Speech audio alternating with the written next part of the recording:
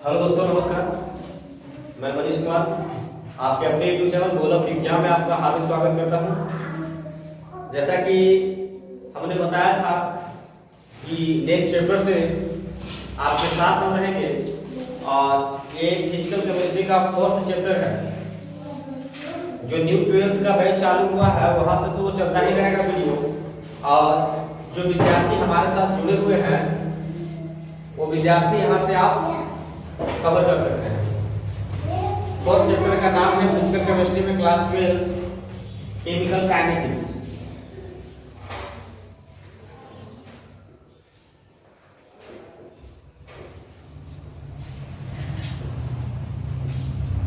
जिसे हिंदी में रासायनिक बलगति कहा जाता है।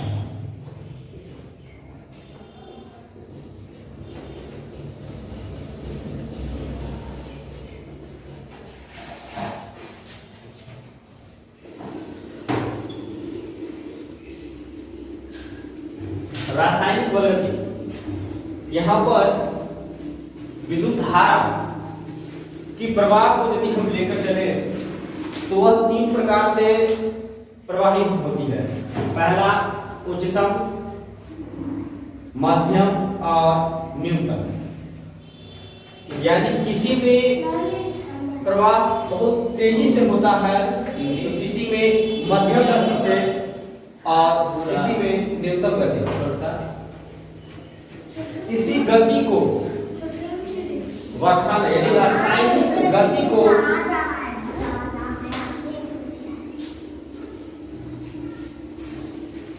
इसी में उच्चतम, मध्यम और न्यूनतम,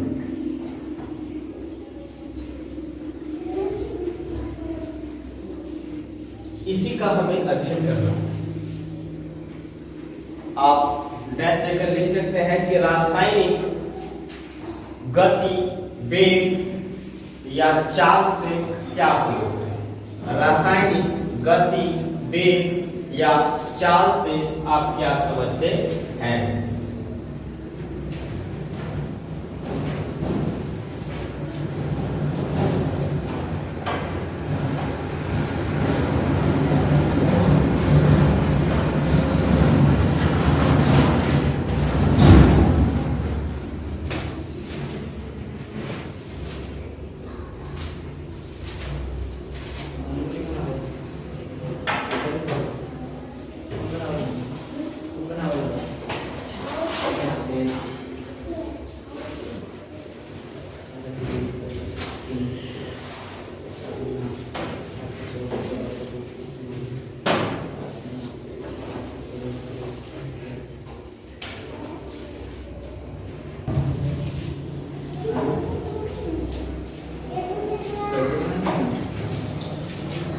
चलिए समझते हैं हम लोग कि रासायनिक अभिक्रिया के वेग, गति, चाल से आप क्या समझते हैं। तो किसी रासायनिक अभिक्रिया में रिएक्टेंट तथा प्रोडक्ट के सांद्रण यानी हम मात्रा से बोध होता है। रिएक्टेंट तथा प्रोडक्ट के सांद्रण में समय के साथ परिवर्तन की दर को रासायनिक अभिक्रिया का वेग कहते हैं। यानी बाबू, जैसे आप एक हलवाई का उदाहरण ले सकते हैं। जैसे 2 किलो दूध है और यहाँ पर हम लोगों को क्या बनाना है, इससे छेना। मान लीजिए 20 किलो से तो बन नहीं सकता है, ले लेते हैं 20 किलो छेना। ये क्या है आपका रिएक्टेंट, जो अभिक्रिया में भाग लेता है उसको क्या कहते हैं बाबू, रिएक्टेंट कहते हैं। और अभिक्रिया के फलस्वरूप जो बनता है वह क्या कहलाता है बाबू, प्रोडक्ट कहलाता है। आइए समझते हैं, 20 किलो दूध का बनना है क्या बाबू, छेना। छेना रसगुल्ला हम लोग समझते होंगे। तो ये जो रसगुल्ला बना यानी समय के साथ बनेगा, धीरे धीरे उसका समय भी बढ़ेगा, कुछ ना कुछ इसमें समय भी लगेगा। तो वही कहता है कि किसी रासायनिक अभिक्रिया में रिएक्टेंट तथा प्रोडक्ट के सांद्रण में समय के साथ परिवर्तन, यानी इसकी मात्रा घटते जाएगी तो इसकी मात्रा बढ़ते जाएगी। आया समझ में? तो समय रिएक्टेंट इसकी मात्रा तथा प्रोडक्ट के सांद्रण में समय के साथ परिवर्तन, इसमें कुछ परिवर्तन होगा कि दर को ही हम लोग रासायनिक अभिक्रिया का वेग कहते हैं। आप लोग इसका स्क्रीनशॉट लीजिए और आगे बढ़ा जाए। चलिए आते हैं। होता रासायनिक अभिक्रिया के वेग को R द्वारा सूचित किया जाता है और जिसका मात्रक मोल प्रति लीटर प्रति सेकंड होता है। देखिए सांद्रता को हम लोग बड़ी कोष्ठ में बंद करते हैं और सांद्रता का फार्मूला होता है N/V, मोल प्रति लीटर। ठीक है, आयतन। ठीक है, आयतन। तो मोल प्रति लीटर प्रति सेकंड समय के साथ होता है परिवर्तन। अब मान लिया जाए कि एक प्रोडक्ट है हमारा समय क्या है बाबू यहाँ पर 0, t बराबर हमने क्या लिखा 0, तो 0 प्रोडक्ट बनेगा, क्योंकि जैसे प्रोडक्ट बनेगा एक जगह से दूसरे जगह पर कुछ बन करके जाएगा, दूध से छेना बनेगा, यानी कहीं न कहीं प्रोडक्ट जब दूसरे अथी में चेंज होगा, दूसरे मटेरियल में चेंज होगा, तो कहीं न कहीं उसमें समय कुछ न कुछ लगेगा जरूर। तो बोलते हैं t समय के बाद डेल्टा, ये सांद्रता है, डेल्टा A की सांद्रता, डेल्टा यहाँ पर देखो डेल्टा B की सांद्रता, और A है तो A क्या है, ये रिएक्टेंट का है, तो इसकी मात्रा घटते जाएगी, और ये क्या है बाबू प्रोडक्ट का है, तो इसकी मात्रा बढ़ते जाएगी। इसीलिए इसको माइनस में दर्शाया गया है और इसको प्लस में। समझ आइए, तो उसी डेल्टा को d भी लिख सकते हैं, तो dt बटा dt, यहाँ पर dA होगा, dA बटा dt और dB बटा dt। यहाँ तो कोई दिक्कत, इसको आप स्क्रीनशॉट लीजिए, आगे बढ़ो।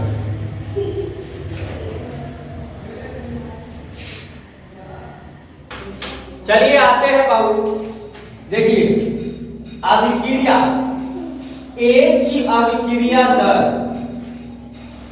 Rate of reaction A, R बराबर माइनस dA बटा dt। B की अभिक्रिया दर R बराबर प्लस dA dt अपॉन में dt, है ना, ये रेट ऑफ रिएक्शन है। A की समय के साथ घटता जाएगा और B समय के साथ बढ़ता है। जैसे आप इसको देख सकते हैं, N2 प्लस H2 रिएक्शन का अमोनिया बनाता है, संतुलित बैलेंस किए इस प्रकार से। N2 के रेट ऑफ रिएक्शन R बराबर क्या हो जाएगा बाबू माइनस डी N2 बटा dt। उसी प्रकार से H2 के रेट ऑफ रिएक्शन क्या हो जाएगा R बराबर माइनस डी H2 बटा dt, यानी समय के साथ यह भी घटेगा, यानी नाइट्रोजन भी घटेगा और हाइड्रोजन भी घटेगा। तो आप देख रहे हैं कि यहाँ नाइट्रोजन को भी माइनस लगाए हैं और हाइड्रोजन को भी, लेकिन NH3 अमोनिया के रेट ऑफ रिएक्शन समय के साथ बढ़ता जाएगा। अब यहाँ आप देखिएगा बाबू, यहाँ बैलेंस किया हुआ कितना से है 2 से, और यहाँ ये बैलेंस 2 से नहीं बल्कि 3 से होगा। यहाँ कितना से किया हुआ है 2 से, तो आप देखिए यहाँ RA2 का है रेट ऑफ रिएक्शन और यहाँ H2 का है। यहाँ H2 देखिए कितना से बैलेंस हुआ है 3 से, तो उसको रेट ऑफ रिएक्शन के लिए 3 से क्या करना पड़ेगा डिवाइड, क्योंकि प्रोडक्ट जितना मटेरियल होगा उतना ही प्रोडक्ट बनेगा, इसीलिए उसे किससे 1/3 से डिवाइड किया जाएगा। कोई दिक्कत 1/3। अब उसी तरह से नाइट्रोजन को देखिए, नाइट्रोजन यहाँ 2 है, नाइट्रोजन यहाँ 2 है, इसमें कोई बदलाव नहीं। आप देखिए, आप NH3 को देखिए, यहाँ टोटल NH3 कितना से बैलेंस किया हुआ है 2 से, तो यहाँ भी आपको 1/2 से क्या करना पड़ेगा डिवाइड करना पड़ेगा। कोई दिक्कत, आप इसका बढ़िया से स्क्रीनशॉट लीजिए।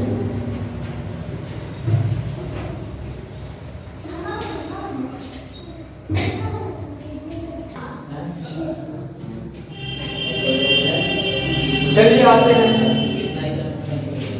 एक क्वेश्चन है बाबू, एक रासायनिक समीकरण 2a 4b + c है, जिसमें b का सामग्राम 10 सेकेंड में 5 × 10⁻³ मोल प्रति लीटर पाई गई। तो गणना करें निम्न दिया हुआ b के बनने का दर, दूसरा अभिक्रिया की दर, तीसरा a के घटने का दर। आइए समझते हैं बाबू b के बनने का दर। पहला b के बनने का दर, b के बनने का दर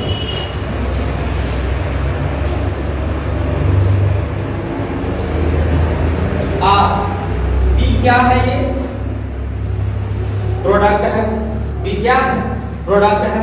तो बताए ये रिएक्टेंट है, ये क्या है? आपका प्रोडक्ट है। तो क्या होगा, बढ़ेगा कि घटेगा? तो वह बढ़ेगा। तो प्लस D B बटा D, क्योंकि सांद्रता निकाल रहे हैं, मात्रा। और यहाँ देखिए ये संतुलित कितना से किया हुआ है, 1/, ये किया हुआ है 4 से, ये हो जाएगा आपका 1/4, क्योंकि जितनी मात्रा रहेगी उतने ही मात्रा का निर्माण होगा, इसीलिए 4 से इसको डिवाइड किया गया। यहाँ तो कोई दिक्कत नहीं। अब देखिए दूसरा में क्या कह रहा है आपका, दूसरा में कह रहा है अभिक्रिया की दर। तो अभिक्रिया की दर आप रिएक्टेंट से भी निकाल सकते हैं और इससे भी निकाल सकते हैं और इससे भी निकाल सकते हैं। तो अभिक्रिया की दर की मतलब होता है कि अभिक्रिया कितनी तेजी से हो रही है। तो आप रिएक्टेंट को भी लेकर के बता सकते हैं कि अभिक्रिया इतनी गति से हो रही है। आप प्रोडक्ट को भी लेकर के बता सकते हैं कि अभिक्रिया इतनी गति से हो रही है। यदि प्रोडक्ट में यदि 1 से 2 पदार्थ का निर्माण हो रहा है तो किसी भी पदार्थ को उठा के बता सकते हैं कि अभिक्रिया कितनी तेजी से हो रही है। इसीलिए यहाँ पर क्या हो जाएगा बाबू, ये पहला हम लोग प्रोडक्ट से लेकर के देखिए, रिएक्टेंट से लेकर के देखिए, -DA बटा dt।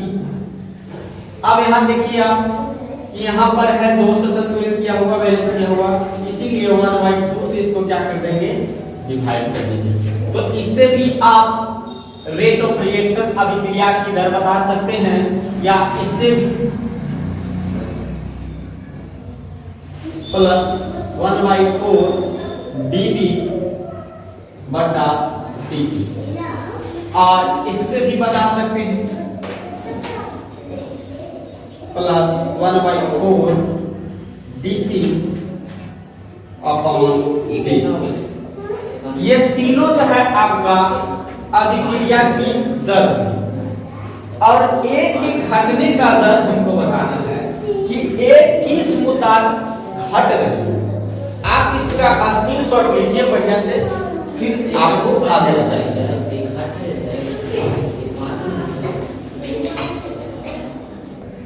चलिए आते हैं, R बराबर आपको दिया गया है, आप इससे भी निकाल सकते हैं प्रोडक्ट का मान। B की मात्रा कितनी थी, 5 × 10⁻³ अपॉन में dt कितना दिया हुआ था बाबू, 10 सेकेंड। आप इसको ऊपर ले जाकर के बना सकते हैं 5 × 10⁻⁴ मोल प्रति लीटर और प्रति सेकेंड। इसी प्रकार से आप इसका भी निकाल सकते हैं। ये रेट ऑफ रिएक्शन निकला, अभिक्रिया B का निकलेगा केवल कितना पर, है ना, ये रेट ऑफ रिएक्शन निकला था, क्योंकि B के बनने का दर हमने ज्ञात किया। अब आते हैं रेट ऑफ रिएक्शन, यानी अभिक्रिया की दर निकालना है। तो आप किसी से भी इस पर भी और इस पर भी, तो लेकिन आपको दिया हुआ जो है वो इस पर दिया हुआ है, इसीलिए हम लोग इससे निकालेंगे रेट ऑफ रिएक्शन। निकालने की कोशिश करेंगे बाबू, क्या है 1/4 dB अपॉन में dt है। चलिए बनाते हैं हम लोग। इसका मान दिया हुआ है कितना बाबू, 5 × 10⁻³ अपॉन में कितना हो जाएगा 10 चलिए 1/4 5 गुना 10 के पावर माइनस 4।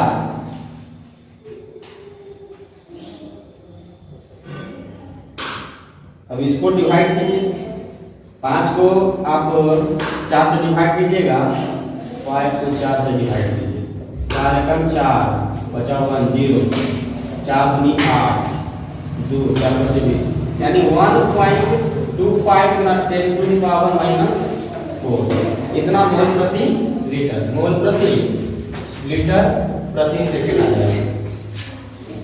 उसी प्रकार से आप निकाल सकते हैं 1 घंटे का दर, इसका स्क्रीनशॉट लीजिए, फिर मैं 1 घंटे का दर बताता हूं।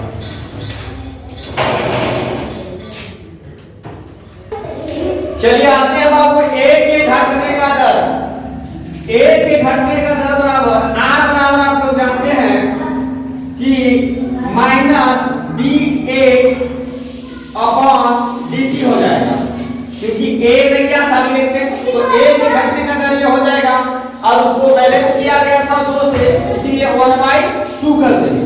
अब ये 2 इधर आएगा तो 2 बार हो सकता है जी, हाँ dA बटा dt ये निकल गया। आपको पता होगा कि चाहे इसका निकालिए रेट ऑफ रिएक्शन या इसका निकालिए रेट ऑफ रिएक्शन, सबका मान बराबर होगा, इसीलिए dA बटा dt यानी इसका मान इसके मान के बराबर होगा।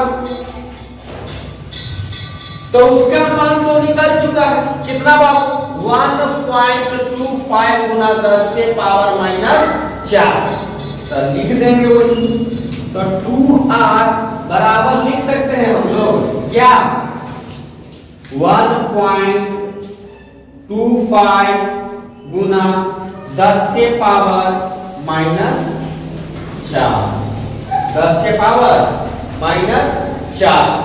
अब इधर 2 से गुना है तो इधर भी 2 से गुना हो जाएगा, इसीलिए R बराबर क्या हो जाएगा बाबू 2 गुना 50 गुना 10 के पावर माइनस।